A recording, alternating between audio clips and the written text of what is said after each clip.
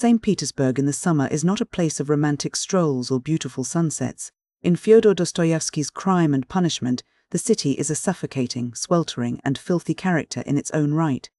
The heat is heavy, the streets are crowded with the desperate and the dying, and the air is thick with the smell of cheap spirits and poverty. It is into this oppressive atmosphere that we meet Rodion Raskolnikov. He is a former student, living in a room so small and cramped, it feels more like a coffin than a home. He is destitute, brilliant, and deeply unstable. Raskolnikov is a man haunted by an idea. He has developed a theory that divides humanity into two categories, the ordinary and the extraordinary. And the ordinary people are the masses who must follow the law and live within the confines of morality. But the extraordinary people, the Napoleons and the greats, are those who have the right to step over moral boundaries, even to commit murder, if their goal serves a higher purpose or a grander design. He wonders if he is an extraordinary man, or if he is just another part of the herd.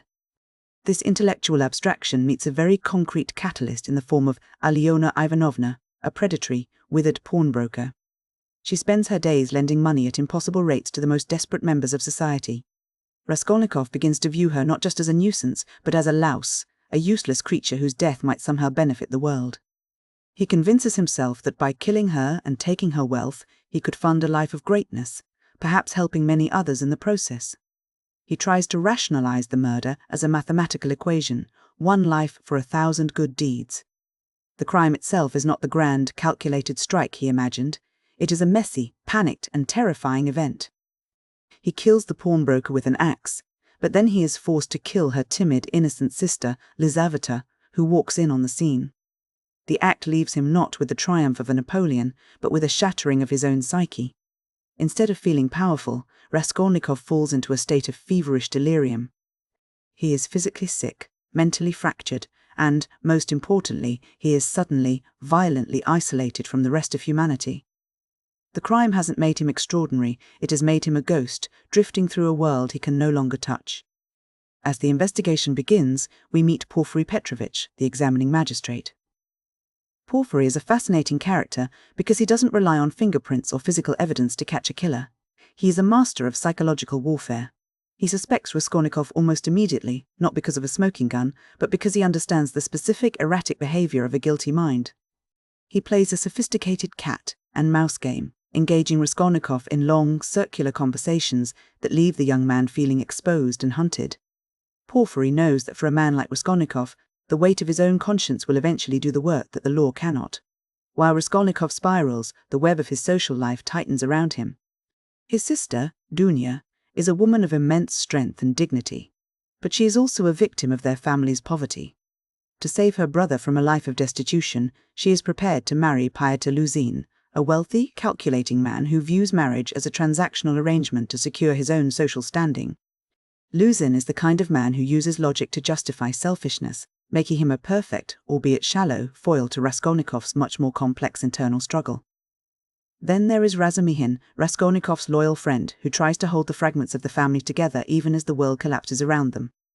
As Raskolnikov's mental state fractures further, we are introduced to Svidrigaïl Seraflov. He is a wealthy, mysterious man who serves as a dark, terrifying mirror to Raskolnikov. If Raskolnikov is a man struggling with the idea of living without a moral compass, Svidrigaïl Seraflov is a man who has already crossed that line. He is a nihilist who lives entirely for his own whims, feeling nothing for others and bound by no laws.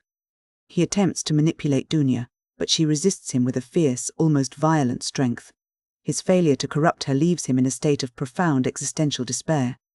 Svidrigaïl Seraflov represents the logical endpoint of Raskolnikov's theory, a life of total freedom that results in nothing but emptiness and, eventually, suicide. While Raskolnikov is drowning in his own intellect, he is drawn to Sonya Marmeladov. Sonya is a young woman who has been forced into prostitution to support her starving family. In the eyes of society she is fallen, but in the eyes of Dostoyevsky she is the moral anchor of the novel. Unlike Raskolnikov, who tries to use logic to rise above human suffering, Sonya accepts suffering as a means of spiritual connection. She has profound, quiet faith, a belief that even in the deepest filth, there is a path to redemption through love and endurance.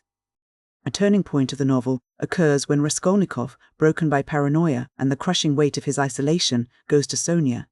He doesn't go to her to seek forgiveness, he isn't ready for that, but because he needs to share the burden of his secret. He confesses the murder to her, not as a triumph of his theory, but as a desperate attempt to see if he can still feel human. He wants to know if he is a monster or a man. Sonya does not recoil in horror. Instead, she urges him to confess his crime to the world, to walk the path of suffering, and to find his way back to life through penance. She tells him that he has cut himself off from everyone, including himself. The resolution of the plot comes in waves. Svidrigasev and Flav, unable to find meaning in a world where he has discarded all moral boundaries, takes his own life. This death serves as a grim warning to Raskolnikov of what happens if he continues to follow his nihilistic path. Following this, the psychological pressure from Porfiry Petrovich and the sheer impossibility of living a double life finally break Raskolnikov's resistance. He realizes he cannot outmaneuver the law, nor can he outrun his own soul.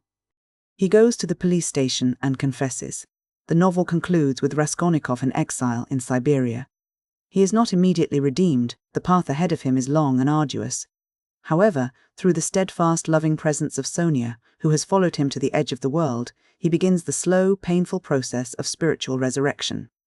He moves away from the cold, abstract calculations of his extraordinary man theory, and begins to reconnect with the lived reality of human emotion and faith. When we look back at the novel, it's clear that Dostoyevsky isn't just writing a detective story or a crime drama. He is conducting a massive psychological and philosophical experiment. The central conflict is the tension between the extraordinary man theory, that radical, rationalist belief in moral exceptionalism, and the inescapable reality of the human conscience. Raskolnikov tries to use his intellect to bypass his soul, but the novel argues that the soul cannot be bypassed. You can't think your way out of being a human being. There is also a profound theme regarding suffering and redemption. Raskolnikov's crime is an attempt to avoid suffering, to rise above the lowly struggles of life through a grand act of will. But the novel suggests that suffering is actually the only way to achieve true spiritual growth. It is through the acceptance of pain and the recognition of one's own vulnerability that a person can truly be reborn. Sonya is the embodiment of this idea. She suffers immensely, yet she remains the most spiritually whole character in the book. The setting of St. Petersburg also plays a vital role in this thematic landscape. The urban alienation depicted in the novel is overwhelming. The city is a labyrinth of narrow alleys, cramped rooms, and crowded taverns that seem to press in on the characters, mirroring their internal psychological decay. The environment itself feels like it is driving the characters toward madness, reflecting the chaotic and fragmented state of the modern soul in a world that is rapidly losing its traditional moral foundations. We also see the use of the double as a narrative device. Svidrigasev is the dark reflection of Raskolnikov. He shows us what a man looks like when he successfully kills his conscience. If Raskolnikov is the struggle, Svidrigasev is the result of the struggle being lost. By presenting both characters, Dostoyevsky allows the reader to see two different potential endings for the human spirit, one that descends into the void of nihilism and one that, through suffering, finds its way back to the light. Ultimately, crime and punishment is a battle between faith and nihilism. It's a struggle between the cold, detached logic of the mind and the warm, messy, and often painful reality of the heart. Raskolnikov's journey is the journey of anyone who has ever tried to justify a wrong for the sake of a perceived greater good.